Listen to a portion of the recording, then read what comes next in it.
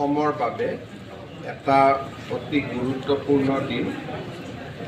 ভাৰতৰ construction giant বা ভাৰতৰ কনষ্ট্ৰাকশ্যন এক্টিভিটি হাতত লোৱা এক বৃহৎ প্ৰতিষ্ঠান হৈছে লাৰ্ছন এণ্ড টাৰ্বো, যাক আমি চমুকৈ L&T বুলি কওঁ।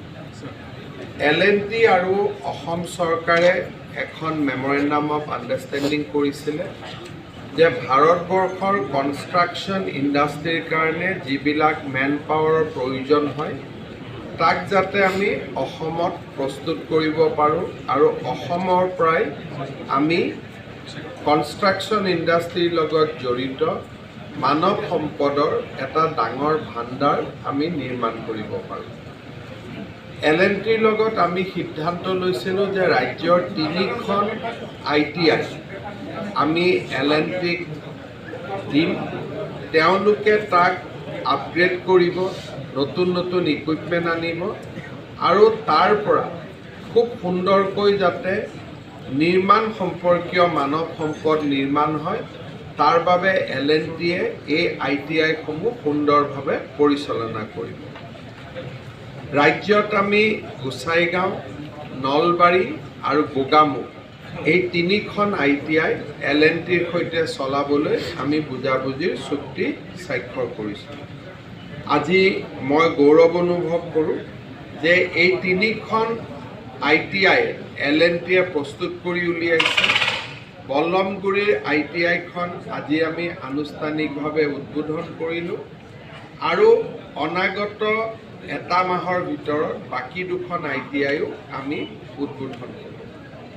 এই বল্লমগুৰি ITIতে টাটাৰ লগত লগ লাগি আমি আৰু এটা প্ৰজেক্ট বা আৰু এটা শিক্ষাৰ কেন্দ্ৰ আৰম্ভ কৰিছোঁ।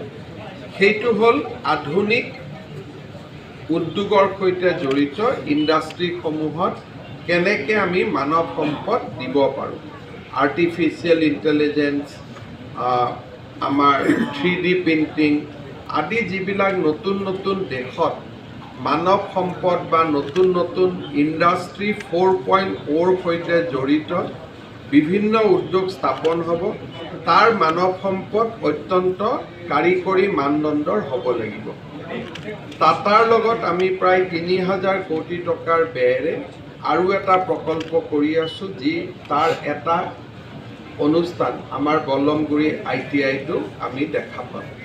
ৰাজ্যৰ ITIসমূহৰ মানদণ্ডক বিশ্ব মানদণ্ডলৈ ৰূপান্তৰ কৰাৰ বাবে আমাৰ প্ৰচেষ্টা আজিৰ পৰা আমি এটা সফলতাৰ মুখ দেখিলোঁ। মই D.R কৰ্তৃপক্ষ, আমাৰ স্কিল ডেভেলপমেণ্ট ডিপাৰ্টমেণ্ট আৰু আমাৰ ৰাজ্য চৰকাৰৰ বিভিন্ন বিভাগৰ বিষয়াসকল আৰু লাৰ্ছন টাৰ্বো মই তেওঁলোকৰ বদন্যতাৰ বাবে ধন্যবাদ জনাইছোঁ। এইবিলাকে চলি আছে ন। আজি এটা বহুত ডাঙৰ মাইলৰ খুঁটা হ'ল। মই অলপ পিছতে কৈছোঁ যে ইয়াত টাটাৰ লগত আৰু এটা ইণ্ডাষ্ট্ৰী কলেজ এখন আৰম্ভ হ'ব। এনেকৈ উন্নয়ন আপোনালোকে দেখা পাই থাকিব। স্যাৰ BTR ফৰেষ্ট ডিপাৰ্টমেণ্টত 831টা মডেল টাউন হিচাপে ঘোষণা কৰা হৈছে 3 বছৰ আগতে। এতিয়ালৈকে একো কাম হোৱা নাই। এতিয়া গোসাইগাঁও 7খন দলং এতিয়া কাঠৰ হৈ আছে। এই বিষয়ে আপুনি কেনেকুৱা ধৰণৰ পদক্ষেপ ল'ব বিচাৰে? লাহে লাহে হৈ যাব।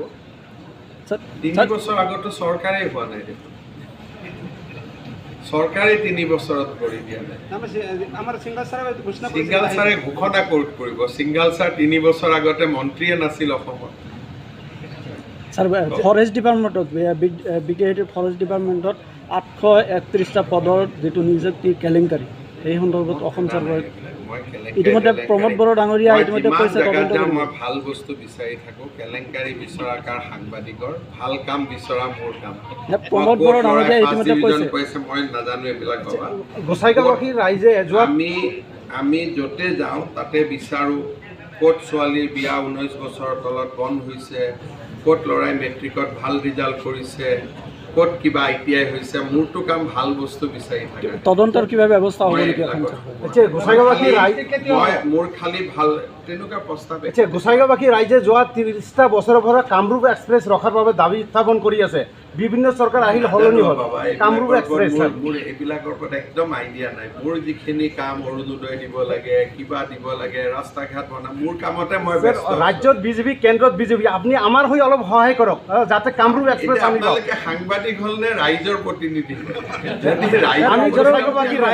পত্ৰ দিয়ক মোক এখন স্মাৰক পত্ৰ দিয়ক তেতিয়া মই পঢ়ি বুজি ল'ব পাৰিম যদি আপুনি মই নাজানা কথা এটা ফটক কৰি আনি মোৰ মুখত কৈ দিয়ে মই কি উত্তৰ দিম আপোনালোকে কওকচোন ছাৰ লোকসভা নিৰ্বাচনত প্ৰাৰ্থিত্ব প্ৰদানৰ ক্ষেত্ৰত আপোনালোকে কি ধৰণৰ সেইটো বা লাভ কি হ'ব আপোনালোকে যদি কোনোবা ভাল কেণ্ডিডেটৰ নাম দিয়ে দিব হয় নহয় বিজেপিয়ে খেলিব না ইউ পি পি এলে খেলিব কোকৰাঝাৰ সমষ্টি আপুনি পৰামৰ্শটো দিব অমৃত কলহ যাত্ৰাক লৈ কংগ্ৰেছৰ মাজত ভিতৰ চৰাত এটা অন্তৰ্কন্দল চলি আছে আমাৰতো যাত্ৰা শেষেই হ'ল কিন্তু কংগ্ৰেছৰ আৰম্ভ 15 তাৰিখে লাষ্ট যাত্ৰা কংগ্ৰেছৰ অন্তৰ্কন্দল আৰম্ভ হৈছে